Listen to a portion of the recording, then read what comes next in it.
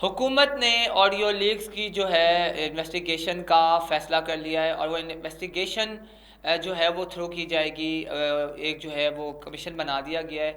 उस कमीशन में जो इन्वेस्टिगेट करेंगे वो होंगे पाकिस्तान सुप्रीम कोर्ट के जो सीनियर मोस्ट जज हैं काजी फायज़ ईसा जी। ये वही जज हैं जिनको इतनी देर से, इतने अरसे से, लंबे अरसे से इग्नोर किया जा रहा था और वो ख़त लिख लिख के थक गए चीफ जस्टिस को।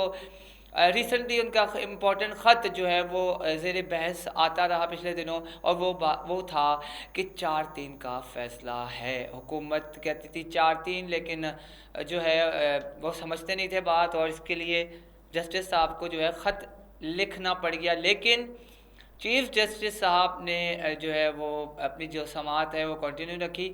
अब देखने की बात यह है जो इन्वेस्टिगेशन की जाएंगी वो चीफ जस्टिस साहब के बारे में भी कहते हैं, हुकूमती ज़राए दावा करते हैं कि पता चलाया जाएगा। ये जो ऑडियो लीक्स का मामला है कि उनकी जो सासू माँ की ऑडियो है उस पर भी नज़र होगी। उसके अलावा जो ऑडियो लीक्स का जो मंजर कशी जारी है आजकल, उसमें जो सबसे इम्पोर्टेंट है नकवी साहब के बारे में, जो उनके बारे में करप्शन की हुकूमत का दावा है, वो स्टोरी को भी कवर किया जाएगा कि आखिर वो मामला क्या है, क्या वाकई उन्होंने कुछ पैसों का तबादला हुआ था या नहीं हुआ था, इसको भी देखा जाएगा। और ये देखने वाले जो कमीशन के सरबराह जज हैं वो हैं काजी फायज़ ईसा साहब, जो अनकरीब चीफ जस्टिस भी बन जाएंगे सितंबर, आई थिंक सो अगस्त के एंड में या सितंबर में बनने वाले जज हैं। लेकिन अनफॉर्चुनेटली उनको इग्नोर इतना किया जा रहा है, उनको किसी भी समात में किसी भी फैसले का हिस्सा नहीं बनाया जाता।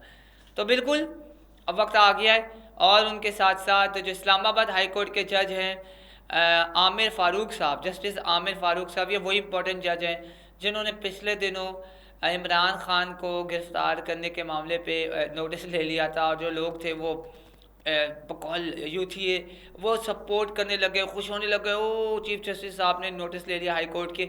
लेकिन वो नोटिस जब उन्होंने लिया, जब उनको पता चला, सब हिसाब किताब हुआ, क्लियर हुआ, जब उनको बताया गया तो उनको भी तसल्ली हो गई। उन्होंने फिर बताया कि ये जो गिरफ़्तारी है वो कानूनी है। फिर यूथियों ने उनको भी गालियाँ निकालना शुरू कर दी। लेकिन वो भी आमिर फ़ारूक साहब भी जो है वो इस कमीशन का हिस्सा हैं। अब ये जो 3 रुकनी बेंच है, ये जो पिछले दिनों भी 3 रुकनी बेंच आता रहा, अब ये एक नया 3 रुकनी बेंच है। लेकिन आई होप कि इस पर तनकीद नहीं होगी, ये बहुत न्यूट्रल फ़ैसला देंगे।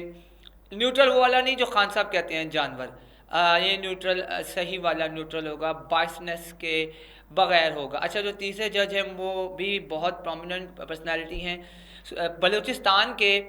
बलूचिस्तान हाई कोर्ट के जो हैं वो जस्टिस हैं और वो हैं अगवान साहब, नईम अख्तर अगवान साहब। बिल्कुल ये वो जस्टिस साहब हैं जो कहते हैं कि जो करप्शन की जो सज़ा है, यानी जो करप्शन की सज़ा है, जो पॉलिटिशियंस या जो भी वो करप्शन करता है उसकी जो सज़ा है वो सज़ाए मौत होनी चाहिए, ये उनकी नज़र में सज़ा है। ये जस्टिस साहब भी उस बेंच का हिस्सा है।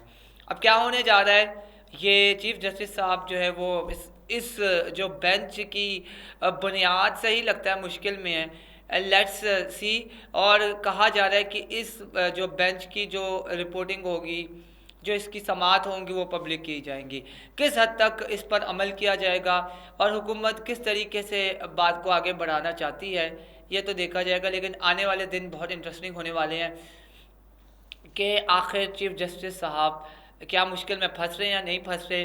लेकिन एक बात तय है कि चीफ जस्टिस साहब ने जिस तरीके से इग्नोर किया कादी फायज़ ईसा जस्टिस को, अब उनको समझना पड़ेगा कि उन्होंने इग्नोर किया तो अब ज़्यादा दूसरी तरफ से रिएक्शन तो इंसान है, रिएक्शन तो आएगा।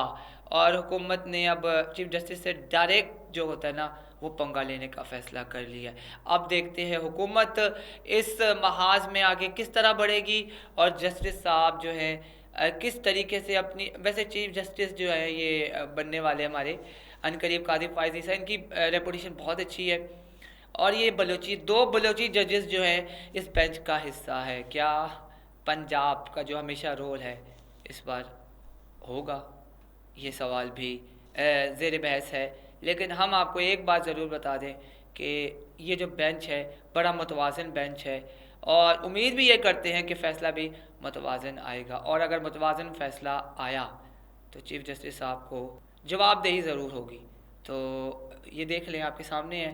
बाकी हम आप पे छोड़ते हैं, और अगर आपको हमारी वीडियो अच्छी लगे तो चैनल को सब्सक्राइब ज़रूर करिएगा। Thank you so much.